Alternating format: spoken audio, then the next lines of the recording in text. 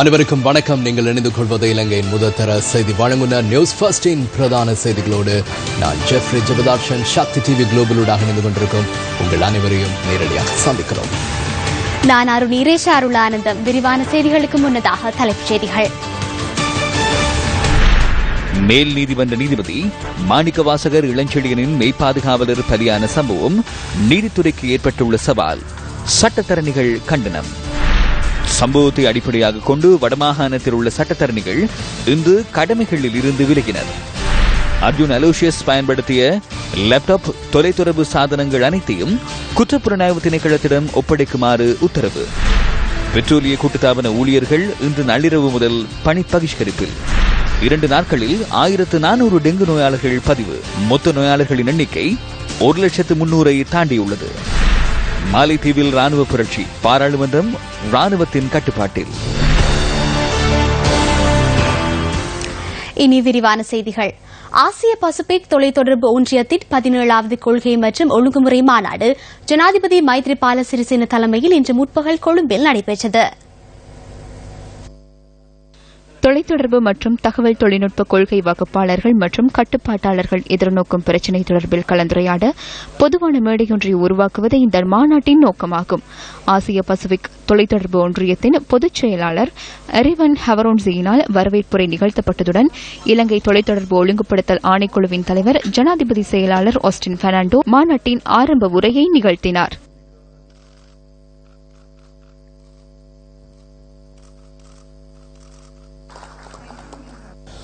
நல்லூரில் நடத்தப்பட்ட துப்பாக்கி பிரயோகத்தில் யாழ் மேல் நீதிமன்ற நீதிபதி மாணிக்கவாசகர் இளஞ்செழியனின் மெய்ப்பாதுகாவலர் பலியான சம்பவம் நீதித்துறைக்கு ஏற்பட்டுள்ள சவால் என சட்டத்தரணிகள் கண்டித்துள்ளனர். இந்த சம்பவத்தை அடிப்படையாக கொண்டு வடமாகாணத்தில் உள்ள சட்டத்தரணிகள் இன்று கடமைகளிலிருந்து விலகினர். எவ்வாறாயினும் துப்பாக்கி பிரயோகம் மேற்கொண்டு தப்பிச் சென்ற சந்தேக நபர் இதுவரை கைது செய்யப்படவில்லை. ஏற்கனவே அடையாளம் காணப்பட்டுள்ள சந்தேக நபரை கைது செய்வதற்காக சில போலீஸ் குழுக்கள் தேடுதலில் ஈடுபடுத்தப்பட்டுள்ளதாக போலீஸ் ஊடக பேச்சாளர் போலீஸ் அத்தியட்சகர் ருவான் குணசேகர தெரிவித்துள்ளார். நல்லூர் பின்வீதியில் உள்ள நாட்சந்திக்கு அருகே நீதிபதி மாணிக்கவாசகர் இளஞ்செழியன் நேற்று முன்தினம் மாலை 5:10 அளவில் காரில் பயணித்த போது இந்த துப்பாக்கி பிரயோகம் மேற்கொள்ளப்பட்டிருந்தது. இந்த சம்பவம் தொடர்பில் கைது செய்யப்பட்டுள்ள 2 சந்தேக நபர் நடாத்தப்பட்ட விசாரணையின் போது தலைமறைவாகியுள்ள பிரதான சந்தேக நபர் அடையாளம் காணப்பட்டுள்ளதாக போலீஸ் ஊடக பேச்சாளர் தெரிவித்துள்ளார். எவ்வாறாயினும் இதுவரை அவர் கைது செய்யப்படவில்லை. சந்தேக நபர் கைது செய்யப்படும் வரை அவர் தொடர்பிலான தகவல்களை வெளியிட முடியாது எனவும் அவர் கூறினார். யாழ்ப்பாணம் நல்லூரில் மேல் நீதிமன்ற நீதிபதி மாணிக்கவாசகர் இளஞ்செழியனின் மெய்ப்பாதுகாவலர்கள் மீது துப்பாக்கி பிரயோகம் மேற்கொள்ளப்பட்ட பிரதான சந்தேக நபர் தப்பிச் செல்ல பயன்படுத்திய மோட்டார் சைக்கிள் கைப்பற்றப்பட்டுள்ளது. யாழ் அரியாலை பகுதியில் மோட்டார் சைக்கிள் கைப்பற்றப்பட்டதாக போலீஸ் ஊடக பேச்சாளரும் போலீஸ் அத்தியட்சகருமான ருவான் குணசேகர குறிப்பிட்டுள்ளார். எனினும் குறித்த மோட்டார் சைக்கிள் பிரதான சந்தேக நபருக்கு சொந்தமானது அல்ல எனவும் போலீசார் தெரிவித்தனர். துப்பாக்கி பிரயோகம் இடம்பெற்ற போது நல்லூர் பகுதியில் நிறுத்தி வைக்கப்பட்டிருந்த மற்றொரு மோட்டார் சைக்கிளை சந்தேக நபர் ஓட்டிச் சென்றமை விசாரணைகளில் தெரியவந்துள்ளது. 15 ஆண்டுகளாக நீதிபதி மாணிக்கவாசகர் இளஞ்செழியனின் மெய் பாதுகாவலராக பணியாற்றி வந்த போலீஸ் சார்ஜனின் பூதவுடல் சிலாபம் குமாரகட்டுவ பகுதியில் உள்ள அன்னாரின் வீட்டில் அஞ்சலிக்காக வைக்கப்பட்டுள்ளது. எனது கணவரை கொலை செய்வதற்கு இவருக்கும் எந்த ஒரு தேவையும் இல்லை. போலீசார் கூறியது போய். நீதிபதிக்கே அச்சுறுத்தல் காணப்படுகின்றது. அது தொடர்பில் நியாயமான விசாரணையை மேற்கொள்ளுமாறு கோருகின்றேன். எனது தம்பி நேர்மையாக செயற்பட்டார். அவர் மீது அனைவரும் அன்பு வைத்துள்ளனர். துப்பாக்கி சூட்டில் காயமடைந்து மற்ற நபர் வைத்தியசாலையிலிருந்து வெளியேறியுள்ளார். நேற்று அவரையும் அழைத்து வந்தனர். எனினும் இங்கு இருக்க முடியாது, போக வேண்டும் என அவர் கூறினார். துப்பாக்கி பிரயோகம் செய்துவிட்டு மோட்டார் சைக்கிளை கைவிட்டு சென்றதாக கூறுகின்றனர். ஊடகவியலாளர் லசந்த விக்ரம் துங்கவையும் இத்தகைய சம்பவத்தினூடாகவே கொலை செய்தனர். அந்த சம்பவம் மூழ்கடிக்கப்பட்டது. இந்த சம்பவத்தை மூழ்கடிக்காமல் உண்மையை நாட்டுக்கு வெளிப்படுத்தி எமது அண்ணாவின் மரணத்துடன் தொடர்புடையவர்களை கைது செய்து எமக்கு நியாயத்தை வழங்க வேண்டும். இதேவேளை யாழ் மேல் நீதிமன்ற நீதிபதி மாணிக்கவாசகர் இளஞ்செழியன் உயிரிழந்த போலீஸ் சார்ஜனுக்கு நேற்றிரவு இறுதி அஞ்சலி செலுத்தினார்.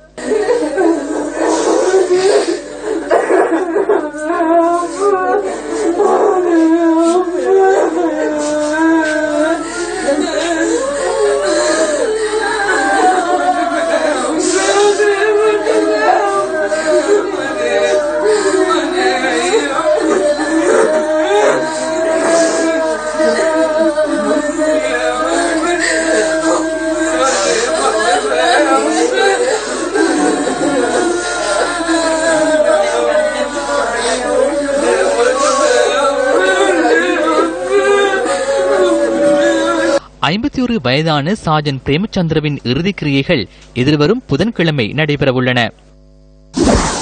இதேவேளை இந்த துப்பாக்கி பிரயோகத்துக்கு கண்டனம் தெரிவித்து வடக்கு மற்றும் கிழக்கு மாகாணங்களில் சட்டத்தரணிகள் பணி பகிஷ்கரிப்பு மற்றும் கவனிருப்பு போராட்டங்களில் ஈடுபட்டனர்.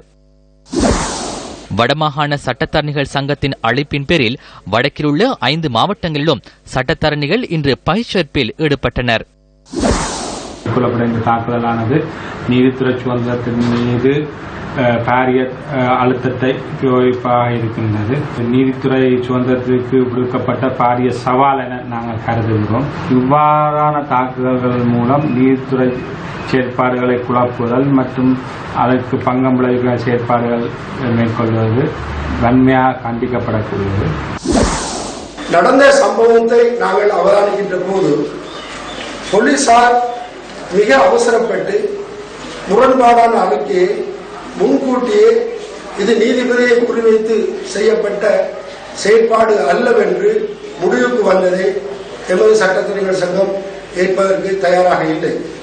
உரிய முறையில் விசாரணை செய்து உரிய கண்டுபிடிப்புகளின் மூலமாக சரியான விசாரணையின் மூலமாக இந்த சம்பவத்தை நடத்தியவர்கள் நீதியின் முன் கொண்டுவரப்பட்டு தண்டிக்கப்பட வேண்டும். வவுனியா மாவட்ட சட்டத்தரணிகள் வாயில் கருப்பு துணிகளை கட்டியவாறு தமது எதிர்ப்பினை இன்று வெளியிட்டனர். இந்த சம்பவம் வன்மையாக கண்டிக்கப்பட வேண்டிய ஒன்று. இந்த செயல் இறுதி செயலாக இருக்க வேண்டும். நீதித்துறையிலே தலையிடுவதை சட்டத்தரணிகள் என்றுமே ஏற்றதில்லை, ஏற்கப் போவதும் இல்லை. இளஞ்செழியன் அவர்கள் இந்த மாவட்டத்திலே 6-8 ஆண்டுகள் மாவட்ட நீதிபதியாக செயலாற்றியவர். முழு நீதித்துறைக்கும் முழுக்கப்பட்ட அச்சுறுத்தலாக அமைவதனால் இதை நாங்கள் வன்மையாக கண்டிக்கின்றோம். பக்கச்சார்பற்ற விசாரணையை அரசு நடத்த வேண்டும், அதனுடைய முடிவை வெளியிட வேண்டும். நீதிபதிகளுடைய பாதுகாப்பு ஏனைய திரு இளஞ்செழியன் அவர்களுடைய பாதுகாப்பும் ஏனைய நீதிபதிகளுடைய பாதுகாப்பும் அதிகரிக்கப்பட வேண்டும். யாழ் மேல் நீதிமன்ற நீதிபதி மாணிக்கவாசகர் இளஞ்செழியனை இலக்கு வைத்து மேற்கொள்ளப்பட்ட துப்பாக்கி பிரயோகத்தை கண்டித்து கிழக்கு மாகாணத்தில் உள்ள சட்டத்தரணிகள் இன்று கவனிருப்பு நடவடிக்கையில் ஈடுபட்டனர்.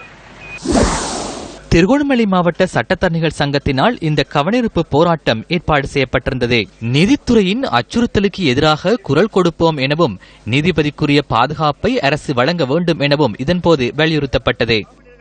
நீதித்துறையின் மீது மேற்கொள்ளப்படுகின்ற இவ்வாறான காட்டு மிராண்டித்தனமான தாக்குதல்களை வன்மையாக அரசு அதுக்கு எதிராக நடவடிக்கை எடுக்க வேண்டும் என்பதோடு நீதிபதிகளினுடைய பாதுகாப்புக்கு உத்தரவாதம் வழங்குவதோடு அவர்களுக்கான கூடிய பாதுகாப்பை வழங்குவதற்கு நல்லாட்சி அரசாங்கம் நடவடிக்கை எடுக்க வேண்டும்.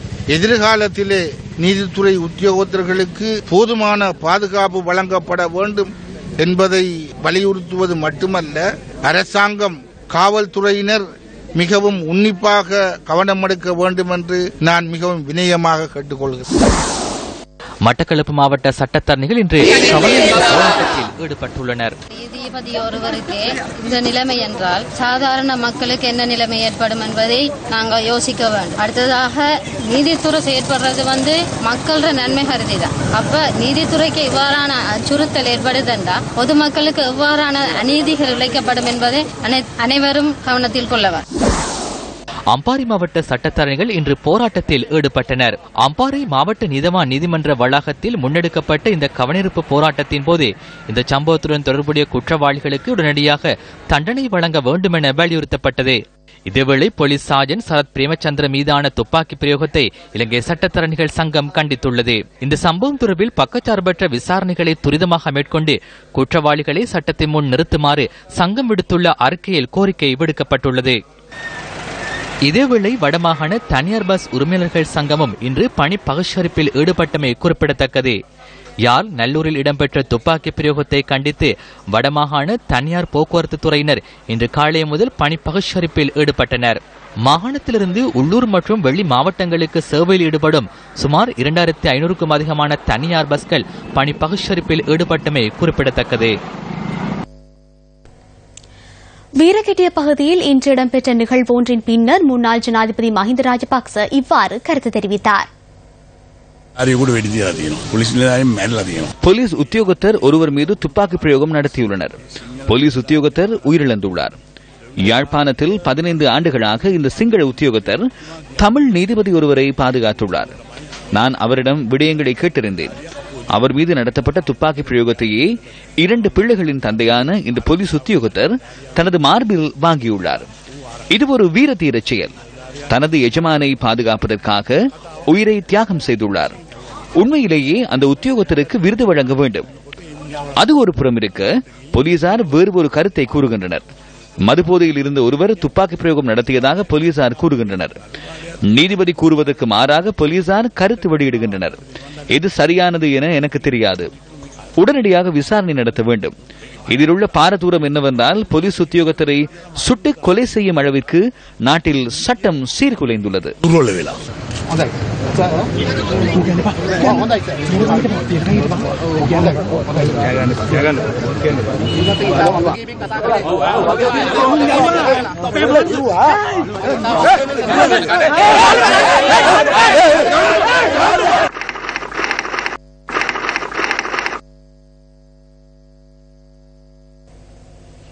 யாழ் சம்பவம் தொடர்பில் மேலும் பல அரசியல்வாதிகள் தெரிவித்த கருத்துக்கள் அடுத்து. உண்மையில் நீதிபதி இளஞ்செழியன் அவர்களை கொலை முயற்சி என்று சொல்லப்படக்கூடிய இந்த நிகழ்விலே 2 சந்தேக நபர் கைது செய்யப்பட்டிருக்கின்றார்கள். பிரதான சந்தேக நபர் கைது செய்யப்படவில்லை என்று போலீஸ் சொல்கிறது. தேடிக்கொண்டிருக்கின்றோம் சொல்கிறார்கள்.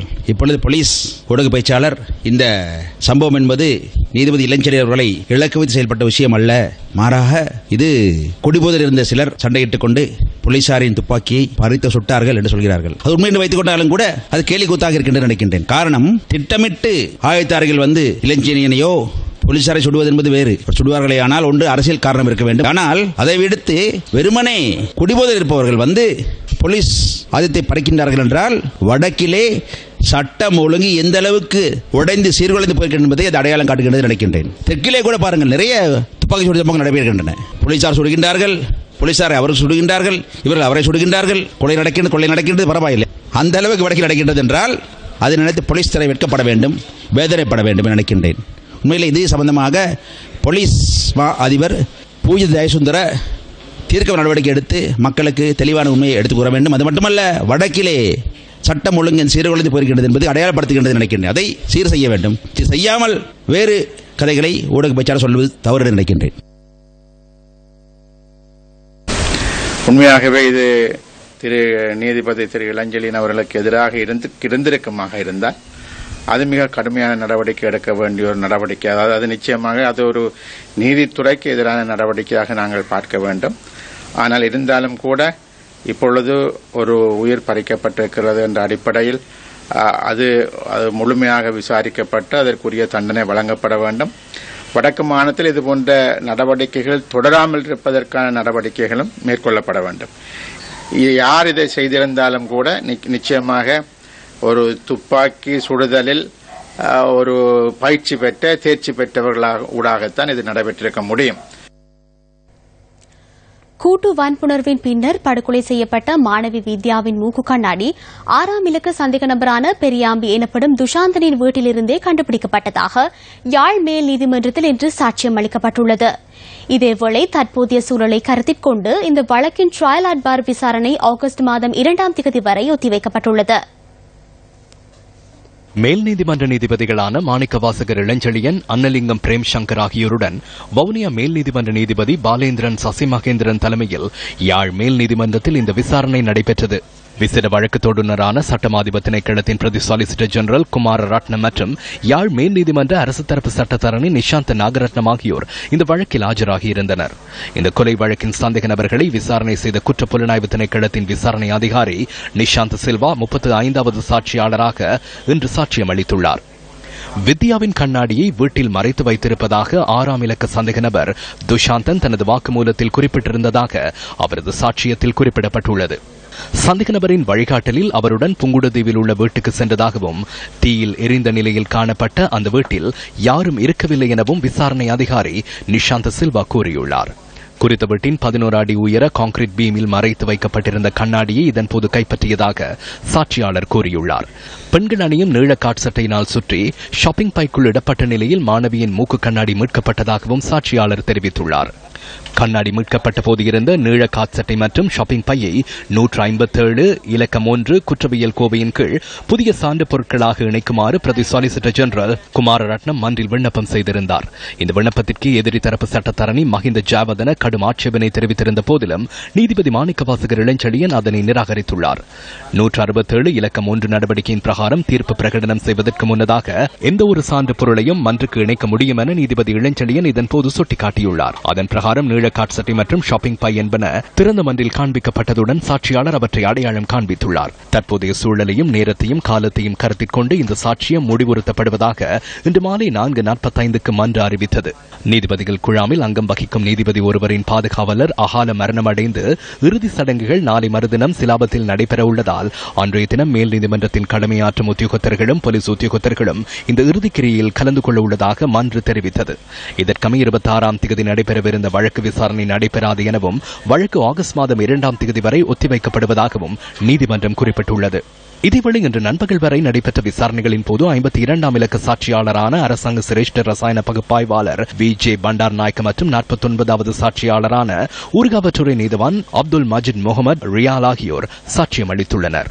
49வது சாட்சியாளரான ஊர்காவற்றுறை நீதிவான் A.M.M. ரியால் சாட்சியம் அளிக்கையில் இந்த வழக்கை பொறுப்பேற்றதிலிருந்து 4 சந்தேக நபர்களிடம் வாக்குமூலம் பதிவு செய்ததாக கூறியுள்ளார். 2016ஆம் ஆண்டு 3ஆம் மாதம் 8ஆம் தேதி 11வது சந்தேக நபரான உதயசூரியன் சுரேஷ்கரனிடம் தனிப்பட்ட ரீதியில் நீதவான் அறையில் வாக்குமூலம் பதிவு செய்யப்பட்டதாக அவர் சாட்சியம் அளித்துள்ளார்.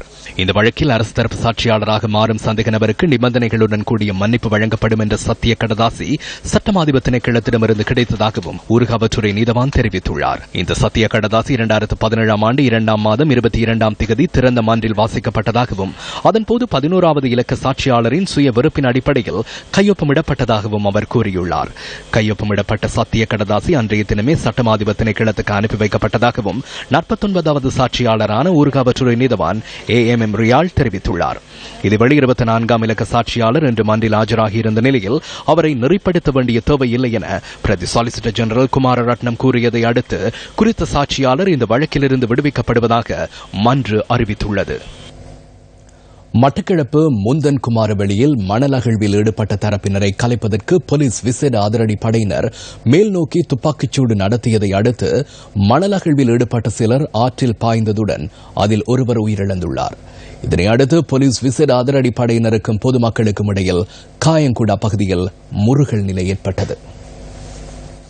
மட்டக்களப்பு கரடியனாறு போலீஸ் பிரிவுக்குட்பட்ட முந்தன் குமாரவழி ஆற்றங்கரை பகுதியில் மணல் அகழ்வில் ஈடுபட்ட தரப்பினரை கலைப்பதற்கு போலீஸ் விசேட அதிரடிப்படையினர் முயற்சித்துள்ளனர்.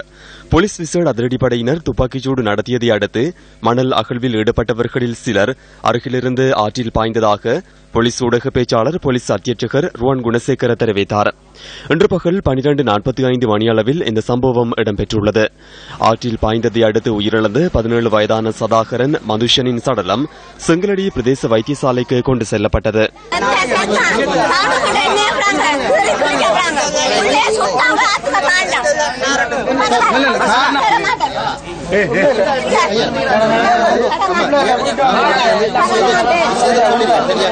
காரணம் என்ன தெரியுமா? போஸ்ட்மார்ட்டம் தராம போலீஸாக தரைய மாட்டாங்க. அதே டைம்ல இங்க வந்து செய்ய மாட்டாங்க. சரியா இங்க குருநாத கொண்டு போக வேண்டிய வேற சுட்டாங்க ஆத்துக்குள்ள வாஞ்சன பண்ணமான ஸ்டெபு ரெண்டமான சுட்டா பாஞ்சப்பா அந்த புள்ளே ரெண்டும் பாஞ்சப்பா ரெண்ட மகனே ரெண்ட மகனே 14 வயதப்பா அந்த மகோடு திரும்பி வரலே அப்பா வந்து சத்த வடி வச்சு வந்தவங்க எல்லா பொடியிலும் ஓடி ஓடி ஆத்துல பாஞ்சவங்க பாயக்குள்ள எங்களோட தம்பியாக 2 பேரும் சாட்டுட்டாங்க.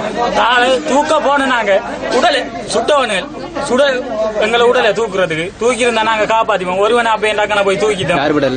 எஸ்டிஎஃப் திரதி சுட்டவனுகள் எங்களை எஸ்டிஎஃப் வந்து வெடி வச்சேன். சத்த வெடி வைக்க நாங்க ஓடினாங்க. ஓட எல்லாரும் வாங்கிட்டாங்க. நாங்க தண்ணீரை தாண்டிட்டோம். அனுமதியோட நாங்க ஏத்துறோம். ஆனா கள்ள மண் ஏத்துல அவங்களே அனுமதி பத்திரத்தை வழங்கிட்டு அப்புறம் நாங்க கள்ள மண் ஏத்துறோம்னு சொல்லி வந்து இங்க பிடிக்கிறதுக்கு அனுப்புறாங்க. நல்ல லஞ்சம் பண்றாங்க. வேண்டியது இப்படியான பாரதூரமான விளைவுகளை செய்யறாங்க எங்களுக்கு. போலீஸ் விசேட அதிரடிப்படையின் உறுப்பினர்களுக்கும் மணல் அகழ்வில் ஈடுபட்ட தரப்பினருக்கும் இடையில் முருகல் நிலை ஏற்பட்ட நிலையில் சம்பவ இடத்திற்கு போலீசார் வரவழைக்கப்பட்டனர். இதனையடுத்து போலீசாரின் வாகனத்தில் போலீஸ் விசேட அதிரடிப்படையின் உறுப்பினர்களை அழைத்துச் செல்வதற்கு நடவடிக்கை எடுக்கப்பட்டது. இதேவேளை போலீஸ் விசேட அதிரடிப்படையினரை ஏற்றிச் சென்ற வாகனத்தை காயங்குடா பகுதியில் பொதுமக்கள் வழிமறித்ததாக எமது பிராந்திய செய்தியாளர் குறிப்பிட்டார். இதன்போது மேலதிகமாக போலீஸ் விசேட அதிரடிப்படையினர் மற்றும் கலக தடுப்பு போலீசார் சம்பவ இடத்திற்கு வரவழைக்கப்பட்டனர். போலீஸ் வாகனத்தை பொதுமக்கள் வழிமறித்த நிலையில் அமைதியின்மை ஏற்பட்டது.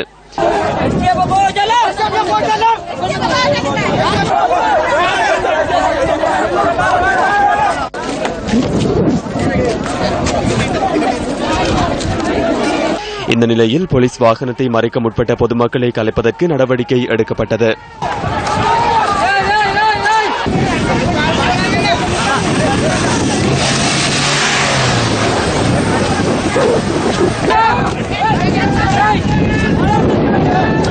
சம்பவ இடத்திற்கு சென்றிருந்த பாராளுமன்ற உறுப்பினர்களான சதாசிவம் வியாழேந்திரன், சீனித்தம்பி யோகேஸ்வரன் மற்றும் கிழக்கு மாகாண பிரதி தவிசாளர் இந்திரகுமார் பிரசன்னா ஆகியோரும் இதன்போது சம்பவ இடத்திலிருந்து வெளியேறினர்.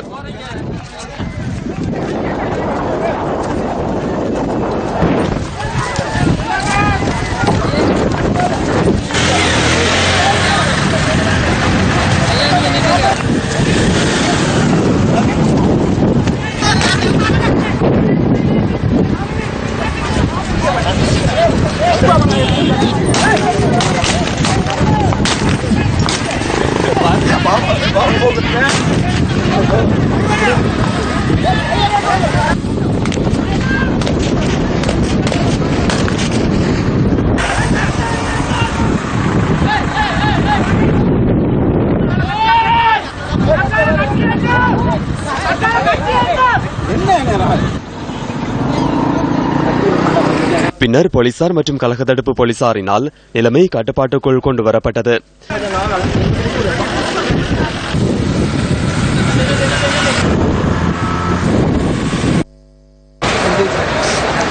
இதேவேளை இந்த சம்பவத்தை அடுத்து செங்கலடி பதுளை பிரதான வீதியை செங்கலடி வைத்தியசாலைக்கு முன்பாக இடைமறித்து பொதுமக்கள் எதிர்ப்பில் ஈடுபட்டனர்.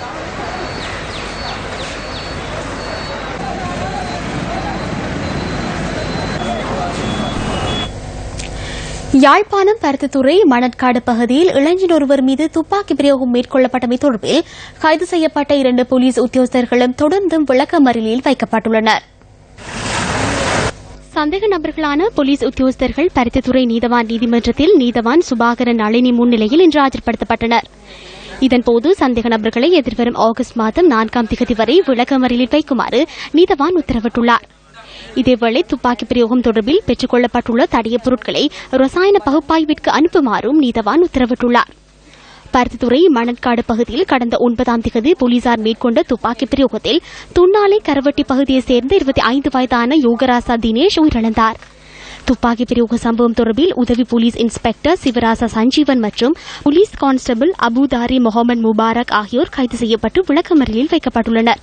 இன்று வடமாகாணத்தில் சட்டத்தரணிகள் பணிப்பகிஷ்கரிப்பில் ஈடுபட்டுள்ள நிலையில் நீதிமன்றங்களுக்கு சட்டத்தரணிகள் சென்றுள்ள போதிலும் வழக்குகளில் அவர்கள் பங்கு பெற்றவில்லை என்பது குறிப்பிடத்தக்கது.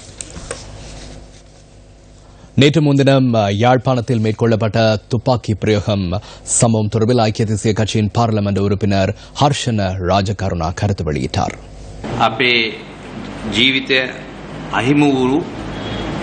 உயிர் தியாகம் செய்த போலீஸ் உத்தியோகத்தரின் குடும்பத்தினருக்கு ஐக்கிய தேசிய கட்சி சார்பில் எமது ஆழ்ந்த அனுதாபத்தை தெரிவித்துக் கொள்கிறோம். நாம் எதிர்பார்க்கும் நல்லிணக்கத்தை கடந்த 17 வருடங்களுக்கு அதிக காலம் தமிழ் நீதிபதி ஒருவரை பாதுகாப்பதற்காக சிங்கள போலீஸ் உத்தியோகத்தர் ஒருவர் செயற்பட்டுள்ளார். அவரது இழப்பின் வேதனையை அந்த நீதிபதி வெளிப்படுத்திய விதத்தையும் நாம் அவதானித்தோம். குழந்தை பேற்றுக்காக நீர்கொழும்பு வைத்தியசாலையில் அனுமதிக்கப்பட்டிருந்த தாயொருவர் டெங்கு காய்ச்சலினால் உயிரிழந்துள்ளார். சமோதினி ரணிதிகா பெர்னாண்டோ தனது 2வது குழந்தையை பெற்றெடுப்பதற்கு நீர்கொழும்பு வைத்தியசாலையில் அனுமதிக்கப்பட்டு கடந்த 22ஆம் தேதி ஆண் குழந்தையை பெற்றெடுத்துள்ளார்.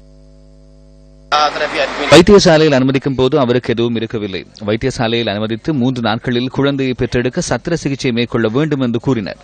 அதன்போது அவருக்கு டெங்கு காய்ச்சல் ஏற்பட்டிருந்தது. குழந்தை கிடைத்த பின்னர் டெங்குவினால் எனது மனைவி உயிரிழந்தார். நீர்கொழும்பு வைத்தியசாலையில் வடிகான் கட்டமைப்பு உரிய முறையில் இல்லை. தினமும் இங்கு சுத்திகரிப்பு பணிகள் இடம்பெறுவதில்லை. எனவே வைத்தியசாலை நிர்வாகம் இதனை கவனத்தில் கொண்டு செயற்பட வேண்டும். இதேவேளை கடந்த 2 நாட்களில் நாடு முழுவதிலும் பதிவான டெங்கு நோயாளர்களின் எண்ணிக்கை 1400 அதிகரித்துள்ளது. அதன்படி நாட்டில் மொத்தமாக 1,300,000 டெங்கு நோயாளர்கள் பதிவாகுவதுடன் டெங்குவினால் உயிரிழந்தவர்களின் எண்ணிக்கை 297 அதிகரித்துள்ளது. இன்று நள்ளிரவு முதல் தொடர் பணி பகிஷ்கரிப்பில் ஈடுபடவுள்ளதாக பெட்ரோலிய தொழிற்சங்க ஒன்றியம் தெரிவிக்கின்றது. 3 கோரிக்கைகளை முன்னிறுத்தி பெட்ரோலிய தொழிற்சங்க ஒன்றியம் இந்த பணி பகிஷ்கரிப்பை ஆரம்பிக்கவுள்ளதாக ஒன்றியத்தின் ஊடக பேச்சாளர் பந்துல சமன்குமார குறிப்பிட்டுள்ளார். ஹம்பாந்தோட்டை எண்ணெய் கிணறுகள் கட்டமைப்பு மற்றும் துறைமுகம் ஆகியவற்றை சீனாவுக்கு குத்தகை அடிப்படையில் வழங்குவதற்கான அமைச்சரவை பத்திரத்தை நாளை சமர்ப்பிக்க பிரதமர் மற்றும் துறைமுகங்கள் அமைச்சர் ஆகியோர் தயாராவதாக பெட்ரோலிய தொழிற்சங்க ஒன்றியம் குற்றம் சாட்டியுள்ளது. இந்த விவகாரம் தொடர்பாக தமது ஒன்றியத்துடன் ஏற்கனவே நடத்திய பேச்சுவார்த்தைகளில் காணப்பட்ட இணக்கப்பாடுகளுக்கு அப்பால் இந்த நகர்வு முன்னெடுக்கப்படுவதாகவும் ஒன்றியத்தின் ஊடக பேச்சாளர் சுட்டிக்காட்டினார். எனவே தங்களின் கோரிக்கைகளுக்கு நிரந்தர தீர்வு வழங்கும் வரை இன்று நள்ளிரவு முதல் தொடர் பணி பகிஷ்கரிப்பில் ஈடுபடுவதற்கு தீர்மானித்துள்ளதாக அவர் மேலும் கூறினார். கொழும்பில் 120 மில்லியன் ரூபாய் பெறுமதியான தொடர் மாடி குடியிருப்பு ஒன்று தவணை கொடுப்பனவு முறையில் கொள்வனவு செய்யப்பட்டமை தொடர்பில் முறிகள் விநியோகம் தொடர்பில் விசாரணை செய்யும் ஜனாதிபதி ஆணைக்குழுவில் இன்று சாட்சியம் அளிக்கப்பட்டுள்ளது. பிரபல அமைச்சர் ஒருவருடைய மனைவி இந்த குடியிருப்பை கொள்வனவு செய்வதில் அதிக ஆர்வம் காட்டியிருந்ததாகவும் சாட்சியாளர் ஆணைக்குழுவில் தெரிவித்துள்ளார். குறித்த தொடர் மாடி குடியிருப்பு தொடர்பில் தொலைபேசியில் தகவல்களை அவர் கேட்டறிந்து 1.5 மணித்தியாலங்களின் பின்னர் அர்ஜுன் அலோசியஸ் குடியிருப்பை பேரம் பேசும் நடவடிக்கையில் ஈடுபட்டதாகவும் ஆணைக்குழுவில் தகவல் முன்வைக்கப்பட்டுள்ளது. அதனைத் தொடர்ந்து அர்ஜுன் அலோசியஸ் மற்றும் குறித்த அமைச்சரின் மனைவி ஆகியோருக்கிடையில் இந்த விடயம் தொடர்பில் கருத்து பரிமாற்றம் இடம்பெற்றதாகவும் சாட்சியாளர் தெரிவித்துள்ளார். இந்த தொடர் மாடி குடியிருப்பை கொள்வனவு செய்வதற்கான முதலாவது உடன்படிக்கை சுல்பா சூத்ரா நிறுவனத்தினூடாக மேற்கொள்ளப்படவிருந்ததாக தெரிவித்த சாட்சியாளர் அர்ஜுன் அலோசியஸ் அதன் பணிப்பாளராக இல்லாததால் அவர் அதில் கையெழுத்திடவில்லை எனவும் ஆணைக்குழுவில் சாட்சியம் அளிக்கப்பட்டுள்ளது.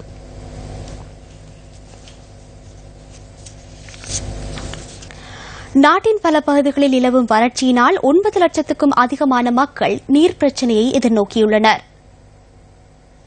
வவுனியா தாளிக்குளம் கிராமத்தில் சுமார் 1500 குடும்பங்களைச் சேர்ந்த மக்கள் வாழ்ந்து வருகின்றனர். தற்போது ஏற்பட்டுள்ள கடும் வறட்சியினால் கிணறுகள் வற்றியுள்ளதால் பாரிய குடிநீர் தட்டுப்பாட்டை இவர்கள் எதிர்நோக்கியுள்ளனர். நீரை பெற்றுக் கொள்ளும் நோக்கில் கிணறுகளை மக்கள் தற்போது ஆழப்படுத்துவதுடன் சிலர் புதிய கிணறுகளை தோண்டுகின்றனர். இல்ல தோட்டங்கள் செய்யற நாங்கெல்லாம் இங்க 2-3 கட்ட கடந்து போய் கூலி வேலை செய்துட்டு வரோம். இந்த பாருங்க எங்கட கைகால போட் கேட்டு வருவாங்க. ஆனா இங்க ஒரு புரியோசனமும் இல்ல. இதேவேளை வறட்சியினால் மலையகத்திலும் பல பகுதிகளைச் சேர்ந்த மக்கள் அதிக அளவில் பாதிக்கப்பட்டுள்ளனர். இத்துடன் இரவு 8 மணி நியூஸ் ஃபர்ஸ்டின் பிரதான செய்தி அறிக்கை நிறைவு பெறுகிறது. மீண்டும் சந்திக்கலாம். நியூஸ் ஃபர்ஸ்டின் இரவு 10:45 பிரதான செய்தி அறிக்கையுடன். வணக்கம்.